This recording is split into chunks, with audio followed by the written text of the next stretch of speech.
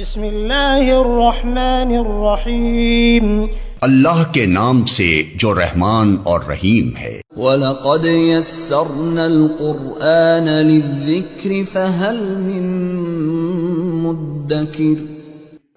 ہم نے اس قرآن کو نصیحت کے لیے آسان ذریعہ بنا دیا ہے، پھر کیا ہے کوئی نصیحت قبول کرنے والا؟ اعوذ باللہ من الشیطان الرجیم، بسم اللہ الرحمن الرحیم۔ ان تکفروا فإن اللہ غنی عنکم ولا يرضى لعباده الكفر وإن تشكروا يرضه لكم ولا تزر وازرة وزر أخرى ثم إلى ربكم مرجعكم فينبئكم بما كنتم تعملون إنه عليم بذات الصدور۔ یہ سورۃ الزمر کی آیت نمبر 7 ہے۔ اس سے پہلے اللہ رب العالمین کی بندگی اور عبادت کا ذکر تھا اور اس کے لیے دلائل بھی دیے گئے۔ تو اب ان آیات میں فرمایا کہ کچھ لوگ وہ ہیں جو ناشکرے ہیں، کفر کرتے ہیں، انکار کرتے ہیں، اور کچھ لوگ وہ ہیں جو شکر گزار ہیں۔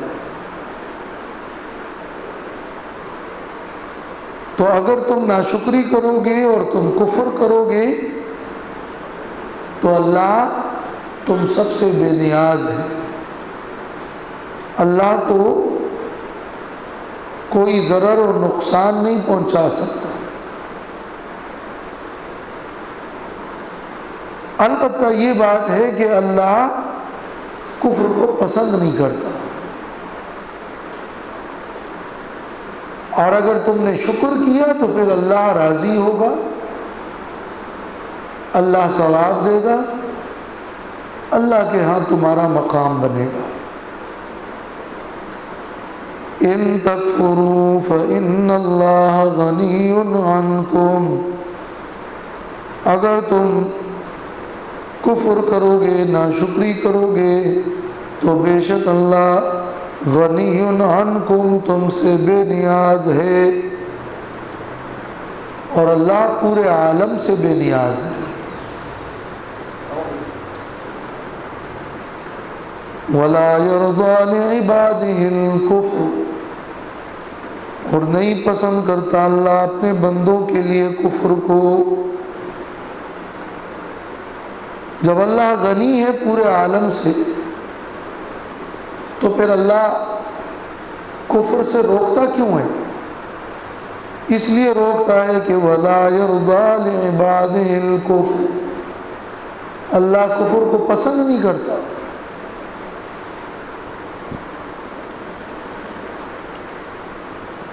وَإِن تَشْكُرُوا يَرْضَهُ لَكُمْ، اور اگر تم شکر کرو گے تو وہ اللہ تم سے راضی ہوگا، تو وہ اللہ خوش ہوگا۔ یرضا لکم، یہ یرضا اصل میں یرضا تھا، الف جو ہے وہ گر گیا تو یہ یرضا مجزوم ہے،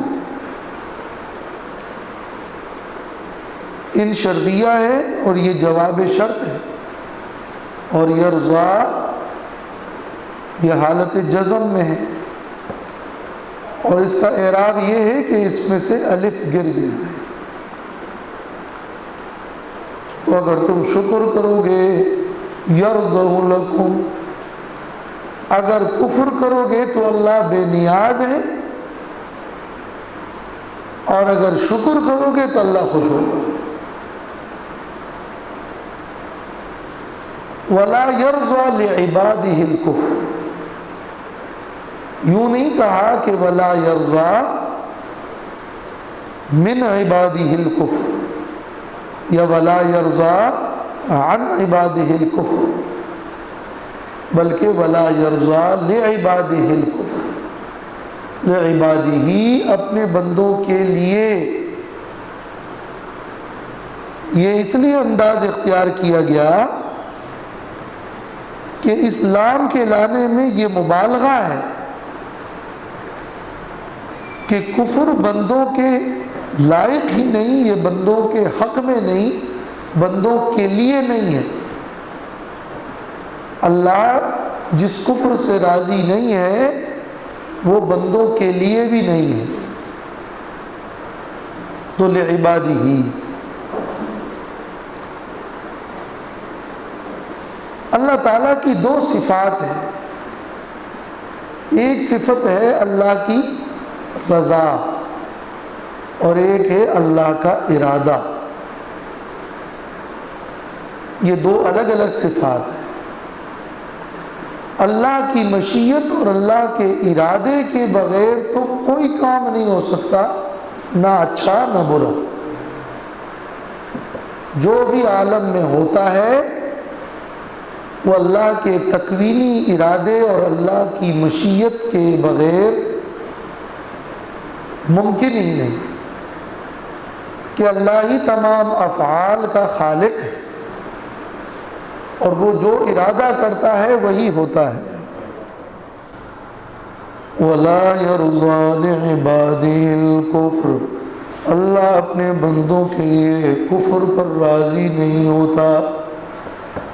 اللہ تعالیٰ کی دو صفات ہیں، ایک صفت ہے صفت ارادہ، ہر کام اللہ کے ارادے سے ہی ہوتا ہے۔ جب اللہ کا ارادہ نہیں ہوگا، اللہ کی مشیت نہیں ہوگی تو کوئی بھی کام وجود میں نہیں آ سکتا۔ اللہ نے ابلیس کو پیدا کیا تو اللہ کا ارادہ تھا، اللہ نے بنی آدم کو برے کام کرنے کا اختیار دیا تو اللہ کا ارادہ تھا۔ اگر اللہ کا ارادہ اور اللہ کی مشیت نہ ہوتی تو کوئی کام بھی نہیں ہو سکتا۔ کافر جب کفر کرتا ہے تو بھی اللہ کا ارادہ ہوگا تو کفر کر سکے گا، ورنہ کوئی کافر کفر بھی نہیں کر سکتا۔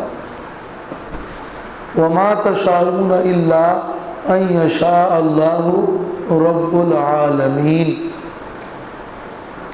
لیکن ایک دوسری صفت ہے، وہ ہے صفت رضا، اللہ کا راضی ہونا، اللہ کا خوش ہونا، اللہ کا پسند کرنا۔ اللہ تعالیٰ نے کفر کو پسند نہیں کیا، اللہ بدعمالیوں پہ راضی اور خوش نہیں ہوتا، تو یہ ایک الگ صفت ہے۔ جو لوگ رضا اور ارادے کی صفت کو الگ الگ نہیں سمجھتے یا نہیں مانتے تو انہیں پھر اشکال ہوتا ہے۔ مشرکین کہتے تھے کہ اگر اللہ ہمارے شرک پہ راضی نہ ہوتا تو ہمیں روک دیتا، ہم پھر کر ہی نہیں سکتے۔ جب ہم کر رہے ہیں بدعمالیاں اور گناہ اور کفر اور شرک اور یہ جو کچھ بھی آپ اس کو برا کہتے ہیں، تو اس کا مطلب یہ ہے کہ یہ اللہ کا منشا یہی ہے، اس لیے کہ وہ صفت ارادہ اور صفت رضا میں فرق نہیں کرتے تھے۔ تو سوال یہ پیدا ہوتا ہے کہ جب اللہ کفر پر اور بعض کاموں پر اور بدعمالیوں پر جب راضی نہیں ہے تو اللہ نے اس کا ارادہ کیوں کیا؟ وہ کام پھر ہو کیوں رہا ہے؟ کیا اللہ مجبور ہے؟ نہیں، معاذ اللہ، اللہ پر کوئی جبر ممکن ہی نہیں ہے، بلکہ اس میں اللہ کی حکمتیں ہیں۔ اللہ نے اپنی حکمت کے تحت اس بات کی اجازت دی اور جبراً روکا نہیں، اور ساتھ میں بیان کر دیا کہ یہ اعمال ہیں جن سے میں راضی ہوتا ہوں۔ تو وَلَا يَرْضَىٰ لِعِبَادِهِ الْكُفْرَ،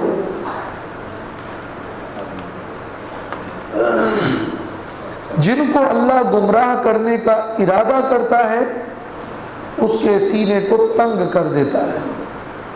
وَمَن يُرِدْ أَن يُضِلَّهُ يُضَيِّقْ صَدْرَهُ، خود قرآن میں ہے اللہ جس کو چاہتا ہے گمراہ کرتا ہے، تو گمراہ کرنے کا بھی اللہ کا ارادہ ہوتا ہے، لیکن اللہ کسی سے بھی کفر کو پسند نہیں کرتا۔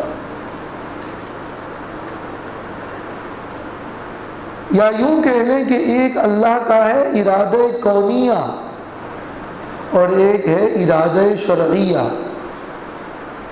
ارادہ کونیہ کسی چیز کا ہونا، اس کا ارادہ کرنا، یہ ہر امر میں لازمی ہے، اور ارادہ شرعیہ در حقیقت اللہ کی رضا ہے۔ تو وَمَن يُرِدْ أَن يُضِلَّهُ يَجْعَلْ صَدْرَهُ ضَيِّقًا، سورۃ الانعام آیت نمبر 125۔ یہاں لعبادہ میں اللہ کے خاص بندے اور مومنین مراد نہیں ہیں، بلکہ تمام جملہ بندگان خدا وہ عباد میں داخل ہے۔ اور اللہ راضی نہیں ہے، اس کا معنی یہ ہے کہ اللہ تعالیٰ کا ارادہ شرعی نہیں ہے، اللہ خوش نہیں ہوتا کفر سے۔ چونکہ اردو زبان میں لفظ ارادہ یا چاہت یا چاہنا وہ رضا اور ارادہ دونوں کے ترجمے میں استعمال ہوتا ہے، اس لیے اردو بولنے میں پھر یہ کنفیوژن تھوڑی اور بڑھ جاتی ہے۔ ان دونوں صفات کو الگ الگ سمجھنے کی ضرورت ہے۔ جو ہوتا ہے اللہ کی تخلیق اور ارادے سے ہی ہوتا ہے، مگر اللہ نے بندے کو اس کے برے اعمال سے بھی روکا نہیں۔ اللہ نے شر کو بھی پیدا کیا، شر کا بھی اللہ ہی خالق ہے، ان سب میں اللہ کی حکمت ہے۔ ورنہ اگر اللہ کا ارادہ کونیہ، مشیت الہی وہ نہ ہو تو کوئی بھی شخص نہ کفر کر سکتا ہے، نہ اللہ کے حکم کے خلاف کر سکتا ہے، اور سب ایک ہو جائیں گے۔ کوئی حق و باطل کی کشمکش نہیں رہے گی، کوئی جنت اور جہنم کا نظام نہیں رہے گا، کوئی حکم شرعی کی ضرورت نہیں پڑے گی، سب ہی اس کے تابع اور فرما بردار ہو جائیں گے، چاروں ناچار۔ لیکن اللہ نے یہاں اعلان کر دیا کہ وَلَا يَرْضَىٰ لِعِبَادِهِ الْكُفْرَ وَإِن تَشْكُرُوا يَرْضَهُ لَكُمْ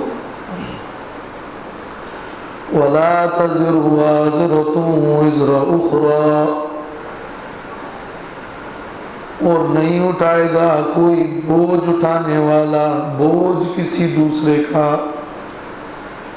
وَلَا تَزِرُ، وزر کہتے ہیں بوجھ کو، وَلَا تَزِرُ نہیں اٹھائے گا، نہیں اٹھا سکتا، وَازِرَةٌ یعنی نفس وازرۃ، کوئی اٹھانے والا بوجھ اٹھانے والا نفس، وزر اخری، وزر نفس اخری کسی دوسرے نفس کے بوجھ کو۔ کوئی بھی گناہگار، کوئی بھی گناہ کرنے والا، کوئی بھی مکلف کسی اور کے گناہ کا بوجھ خود نہیں اٹھا سکتا، بلکہ ہر شخص کو جو ملے گا وہ اس کا اپنا گناہ ہے۔ ہاں اگر وہ گناہ کے لیے ذریعہ اور سبب بنے گا اور وہ گناہ کا سلسلہ جاری رہے گا تو اس گناہ کا وبال اس کو بھی ہوگا۔ یہ اس لیے نہیں کہ دوسرے کا گناہ اس کے ذمے آ گیا، بلکہ در حقیقت وہ اس کا اپنا ہی کردہ گناہ ہے کہ اس گناہ کے لیے وہ سبب بنا۔ تو من سن سنتا سیئتا، جو کوئی برا سلسلہ جاری کر دے گا اس کے لیے اس کا گناہ اور اس کا بوجھ ہے۔ قتل کرنے کا سلسلہ جو قابیل نے جاری کر دیا تو آنے والے لوگ قاتلین کا گناہ قابیل کو بھی ہوگا. یہ اس لیے نہیں کہ وہ گناہ اٹھ کے اس کا بوجھ قابیل پہ آ گیا، بلکہ یہ اس لیے کہ اس قتل کے گناہ کے سلسلے کے لیے قابیل سبب بنا، جو کہ اس کا اپنا سنگین گناہ ہے، اور ایسا سنگین گناہ ہے کہ پھر وہ جن کے لیے گناہ کا سبب بنا ہے ان کے گناہوں کا بوجھ بھی اس پر آئے گا. تو وَلَا تَزِرُ وَازِرَةٌ وِزْرَ أُخْرَى سے اس کا کوئی ٹکراؤ نہیں ہے. اور وازرتن اس کا معنی ہے بوجھ اٹھانے والا، چاہے وہ عملاً بوجھ اٹھائے، فعلاً بوجھ اٹھائے. فعلاً بوجھ اٹھانا یہ کہ اس نے گناہ کیا، گناہ کرنے والا. اور وازرتن کا یہ معنی بھی ہے کہ اگرچہ فعلاً اس نے گناہ تو نہیں کیا لیکن وہ گناہ اٹھانے کے قابل ہے، تو وہ حکماً گناہ اٹھانے والا ہے. مراد ہے مکلف، اس لیے کہ کوئی بچہ یا کوئی نابالغ یا کوئی مجنون وہ وازرتن نہیں ہے، وہ بوجھ اٹھانے والا نہیں ہے. اس کے اوپر خود اپنا گناہ بھی نہیں اور وہ مرفوع القلم ہے، تو دوسرے کا بوجھ کیا اٹھا سکے گا، اس کی بات نہیں ہو رہی. وَلَا تَزِرُ وَازِرَةٌ وِزْرَ أُخْرَى، یہی وجہ ہے کہ یوں نہیں کہا کہ وَلَا تَزِرُ نَفْسٌ وِزْرَ أُخْرَى، نفسن نہیں کہا کہ نفسن تو بچہ بھی ہے اور نابالغ بھی ہے، وہ مراد ہی نہیں ہے. وَلَا تَزِرُ وَازِرَةٌ وِزْرَ أُخْرَى، نہیں اٹھائے گا بوجھ اٹھانے والا کوئی مکلف بوجھ کسی اور کے گناہ کا، بلکہ ہر شخص کو اس کے اپنے کردہ گناہ کی سزا ملے گی، اسی کا بوجھ وہ اٹھائے گا. لہذا اگر تم کفر کرو گے تو اللہ کو ضرر کوئی نہیں، تم شکر کرو گے اللہ راضی ہوگا. اور یہ مت سمجھنا کہ ضرر کسی اور پر پڑے گا یا ضرر وہ ہمارے بڑے اٹھا لیں گے، نہیں، بلکہ اگر تم نے گناہ کیا تو تمہارے گناہ کا بوجھ تم پر ہی ہوگا. سورۃ عنکبوت کی ابتدا میں بھی یہ مضمون گزر چکا ہے. ثم الی ربکم مرجعکم، پھر تمہارے رب کی طرف تمہارا لوٹنا ہے. فَيُنَبِّئُكُم بِمَا كُنتُمْ تَعْمَلُونَ، تو وہ تمہیں خبر دے گا ان اعمال کی جو تم کرتے تھے. إِنَّهُ عَلِيمٌ بِذَاتِ الصُّدُورِ، بے شک وہ اللہ جاننے والا ہے سینوں کے حالات کو. تمہارے رب کی طرف تمہارا لوٹنا ہے. ثم الی اللہ نہیں کہا، ثم الی ربکم، اللہ کی طرف لوٹنا ہے. مگر اللہ کی صفت ربوبیت کا یہاں ذکر ہے، اور رب کا معنی مالک اور متصرف. تو تم جس ذات کے پاس جاؤ گے اللہ وہ تمہارا مالک ہے، وہ متصرف ہے، اس نے ہی تمہیں پالا ہے، وہی تمہارا مختار ہے. تو یہ مقام چونکہ ربوبیت کا ہے، اس لیے ثم الی ربکم مرجعکم، پھر تمہارے رب کی طرف تمہارا لوٹنا ہے. فَيُنَبِّئُكُمْ، تو اللہ تمہیں خبر دے گا. نبا خبر بھی عربی میں استعمال ہوتا ہے، نبا کہتے ہیں بڑی خبر کو. تو یہ جو تمہیں خبر دے گا یہ چھوٹی خبر نہیں ہوگی، یہ بہت بڑی خبر ہوگی. فَيُنَبِّئُكُمْ، تو تمہیں اللہ خبر دے گا. بما کنتم تعملون، ان اعمال پر جو تم عمل کرتے تھے۔ یہ نہیں فرمایا کہ فَيُؤَاخِذُكُمْ، تو اللہ تمہیں پکڑ لے گا ان اعمال پر، تمہیں خبر دے گا، پھر جس کو چاہے گا تو معاف بھی کر دے۔ خبر تو سب کو مل جائے گی، ایک شخص ایسا ہوگا جس کو اللہ کہے گا کہ تم نے یہ عمل کیا، یہ گناہ کیا، یہ گناہ کیا، وہ اعتراف کرے گا کہ ہاں میں نے یہ گناہ کیا، یہ کیا، پھر اللہ اس کو معاف بھی کر دے گا، چل میں نے تجھے معاف کر دیا۔ تو خبر تو اس کو بھی ہو گئی، اللہ اعمال کی خبر دے گا تم کو، پھر چاہے تو معاف کر دے، اللہ کی مرضی۔ ہاں شرک اللہ معاف نہیں کرتا، یہ اللہ نے بتا دیا۔ انہ علیم بذات الصدور، بے شک وہ اللہ علم والا ہے سینوں کے اعمال پر۔ بذات الصدور، یہ جو ذاتی کا لفظ ہے نا، یہ ذا کا مؤنث ہے، ذا ذاتی، جیسے صاحب صاحبتم، تو ذا ذاتم، تو بذات الصدور بصاحبت الصدور، سینوں والے، بے شک وہ اللہ علم رکھتا ہے سینوں والے اعمال پر۔ اس کا جو موصوف ہے وہ مقدر ہے، انہ علیم بالاعمال صاحبۃ الصدور، بے شک وہ اللہ علم والا ہے ان اعمال پر جو اعمال سینوں والے ہیں اور سینوں کے اندر ہے، یعنی وہ اللہ دلوں کے اندر کی نیتوں کو جانتا ہے۔ تو تمہیں تمہارے اعمال کی خبر دے گا، اور اعمال کا دار و مدار تو نیت پر ہے، انما الاعمال بالنیات، تو انہ علیم بذات الصدور، وہ ان سینوں کی نیتوں پر خبر رکھتا ہے۔ اور قیامت کا دن ہوگا، وہاں کیا ہوگا؟ وحصل ما فی الصدور، سینوں کے اندر جو کچھ ہوگا اس کو ظاہر کر دیا جائے گا۔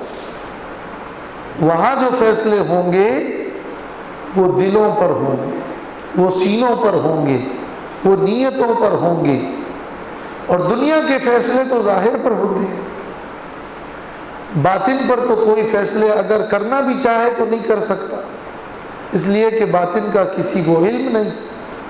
اور انہ علیم بذات الصدور، اللہ سینوں کے حالات کو جانتا ہے۔ وَإِذَا مَسَّ الْإِنسَانَ ضُرٌّ دَعَا رَبَّهُ مُنِيبًا إِلَيْهِ ثُمَّ إِذَا خَوَّلَهُ نِعْمَةً مِّنْهُ نَسِيَ مَا كَانَ يَدْعُو إِلَيْهِ مِنْ قَبْلُ وَجَعَلَ لِلَّهِ أَنْدَادًا لِيُضِلَّ عَنْ سَبِيلِهِ قُلْ تَمَتَّعْ بِكُفْرِكَ قَلِيلًا إِنَّكَ مِنْ أَصْحَابِ النَّارِ۔ اس سورۃ الزمر کے مضامین میں یہ مضمون بھی شامل تھا جو ہم نے ابتدائے خلاصہ میں آیات کا حوالہ دے کر بیان کیا تھا، کہ اس صورت میں موحد اور مشرک کا تقابل پیش کیا جا رہا ہے۔ جس طرح کفر اور ناشکری کا تقابل پیش کیا گیا کہ اگر تم کفر کرو گے تو اللہ کو کوئی ضرر نہیں، اور اگر تم شکر کرو گے تو اللہ خوش ہوگا، تو اسی طرح اب ان آیات میں تقابل پیش کیا جا رہا ہے کہ ایک طرف ایک موحد ہے اور دوسری طرف ایک مشرک ہے، تو یہ مشرک انسان کا حال بیان ہو رہا ہے،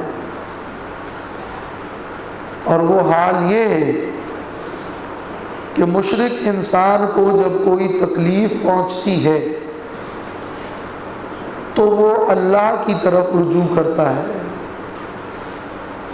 اور جب اسے نعمت ملتی ہے تو پھر اللہ کو بھول جاتا ہے اور اللہ کے لیے دوسرے شریک بناتا ہے۔ مشرکین مکہ کا اور مشرکین عرب کا یہ حال تھا کہ جب انہیں کوئی بڑی تکلیف اور مصیبت اور ضرر پہنچتی اور وہ کسی بڑے بلا میں مبتلا ہوتے یا کشتی پر سوار ہو کر دریا کے درمیان میں کشتی ڈانا ڈول ہوتی، ان سخت حالات میں وہ اپنے بڑے خدا اور صرف اللہ رب العالمین کو ہی پکارتے تھے اور باقی اپنے تمام خداؤں کو بھول جاتے تھے۔ تو اللہ رب العالمین نے فرمایا کہ جب اس بعض حالت میں اور اس خاص حالت میں تم اللہ کو ہی پکارتے ہو تو تمام اور کل حالات میں اللہ کو کیوں نہیں پکارتے؟ بعض حالات میں اللہ کو پکارنا اور تمہارا یقین ہے کہ ان بعض حالات میں وہ اللہ ضرر دور کر سکتا ہے، تو جب وہ ضرر دور ہو جائے تو پھر اس بڑے اللہ کو تم کیوں بھول جاتے ہو؟ کیا وہ اللہ عاجز ہے؟ کیا اب وہ ضرر دور کرنے پہ قادر نہیں ہے؟ کیا تم نے پہلے اس اللہ کو نہیں پکارا تھا؟ تو پھر بعد میں تم لوگوں کو بھی گمراہ کرتے ہو کہ میری مصیبت فلاں بت سے، فلاں آستانے سے، فلاں بزرگ سے میری مصیبت دور ہوئی، اور ایک اللہ کو پکارنا اور اس کی طرف رجوع کرنا اور اس حقیقی مالک کو پکارنا وہ تم بھول جاتے ہو۔ تو یہ مشرک کے حالات کا تضاد ہے جس کو اس آیت میں بیان کیا جا رہا ہے کہ مشرک کا رجوع اللہ کی طرف ہر وقت نہیں ہوتا۔ وَإِذَا مَسَّ الْإِنسَانَ ضُرٌّ، اور جب پہنچے انسان کو ضرٌ تکلیف، انسان سے مراد مشرک انسان۔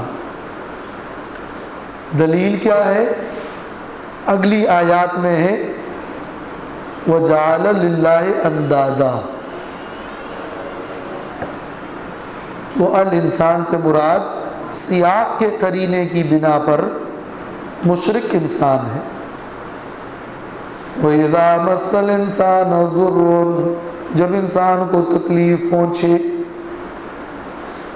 ضرر عام ہے، تمام مکارہ جمی مکارہ مراد ہے، یعنی ہر تکلیف بدنی ہو، مالی ہو، جانی ہو، ذہنی ہو، کوئی بھی تکلیف جب پہنچے، دعا ربہ، تو وہ پکارتا ہے اپنے رب کو،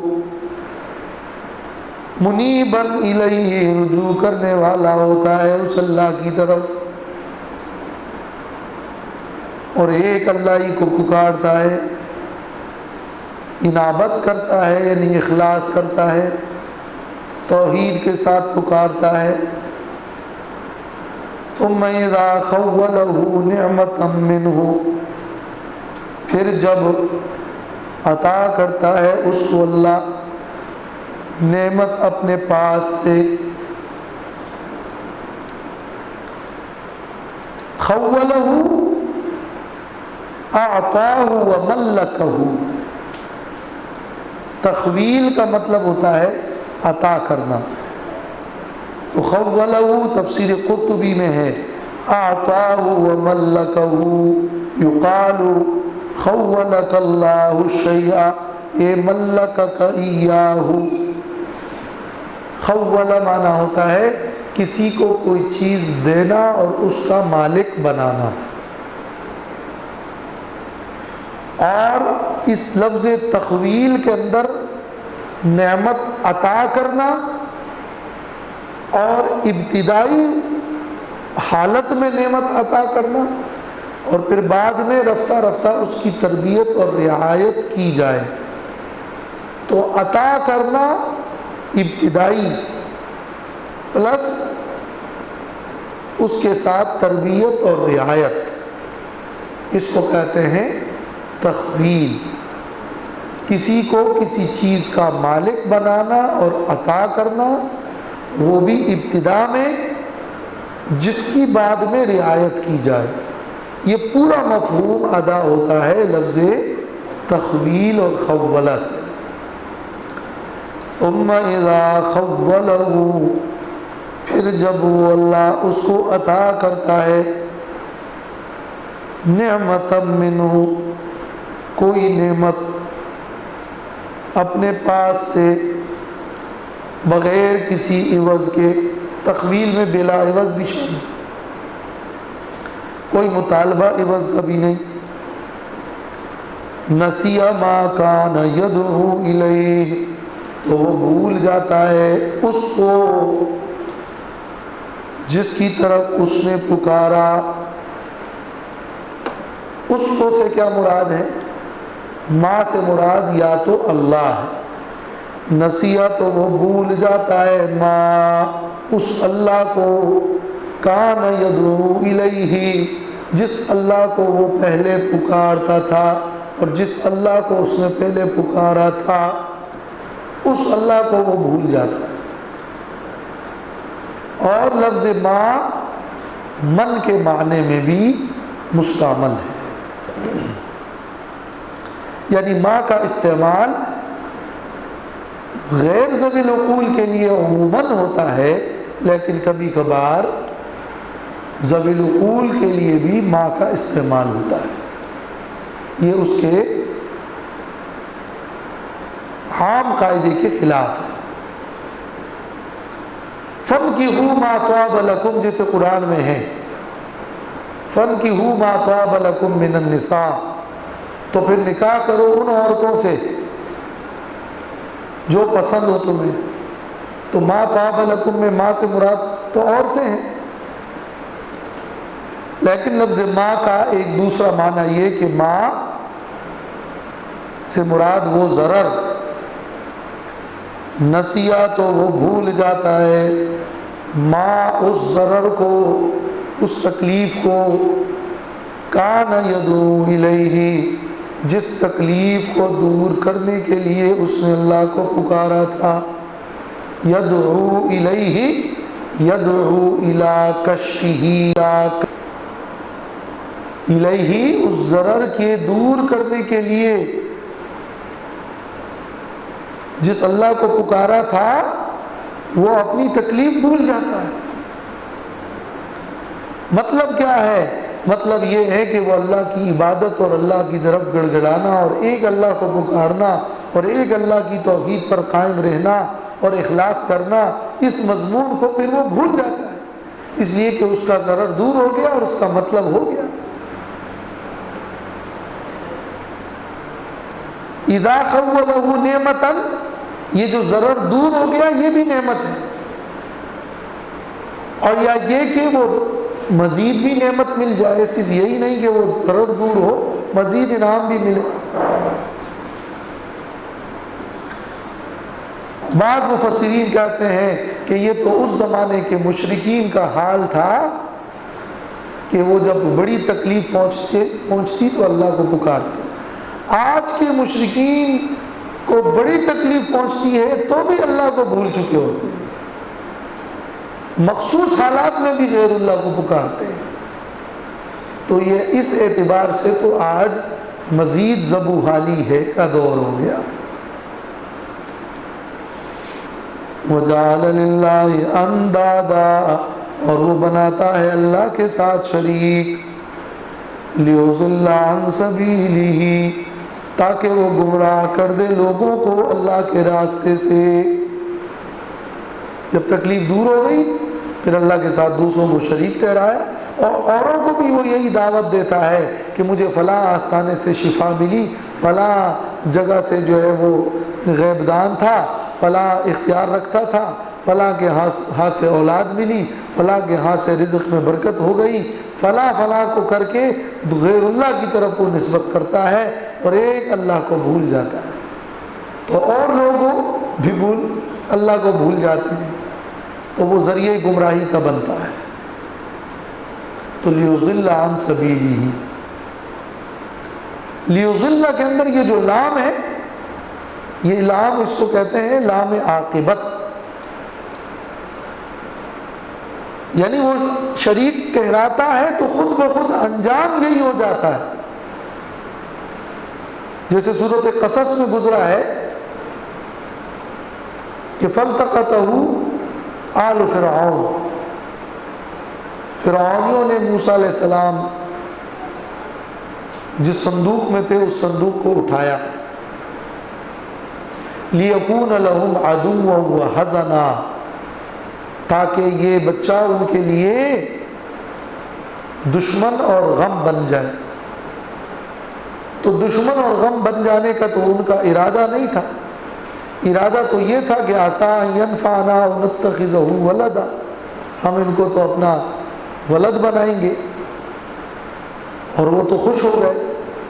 لیکن انجام یہی ہوا کہ وہ ان کا دشمن بنا اور ان کے لیے مسئلہ بنا. تو وہ لام عاقبت ہے. اسی طرح یہاں بھی وہ مشرک اگرچہ ارادتاً دوسروں کو گمراہ نہ بھی کرے، انجام یہی ہو جاتا ہے کہ اور لوگ بھی اس کو دیکھا دیکھی گمراہی میں پڑ جاتے ہیں اور اللہ کے راستے سے گمراہ ہو جاتے ہیں. لیضل عن سبیلہ، انجام یہ ہوتا ہے کہ وہ گمراہ کر دیتا ہے لوگوں کو اللہ کے راستے سے. قل تمتع بکفرک قلیلا، کہہ دیجئے فائدہ اٹھاؤ اپنے کفر سے تھوڑی مدت. یہ بطور زجر اور تحدید کے، یعنی بطور دھمکی کے کہا جا رہا ہے کہ تمہیں ڈھیل ہے، فائدہ اٹھاؤ، یہ دنیا کی قلیل مدت اور متاع ہے، باوجود تمہارے شرک کے تمہیں دنیا میں یہ تھوڑا فائدہ دیا جا رہا ہے. انک من اصحاب النار، بے شک تم ہو من اصحاب النار، جہنمیوں میں سے، آگ والوں میں سے.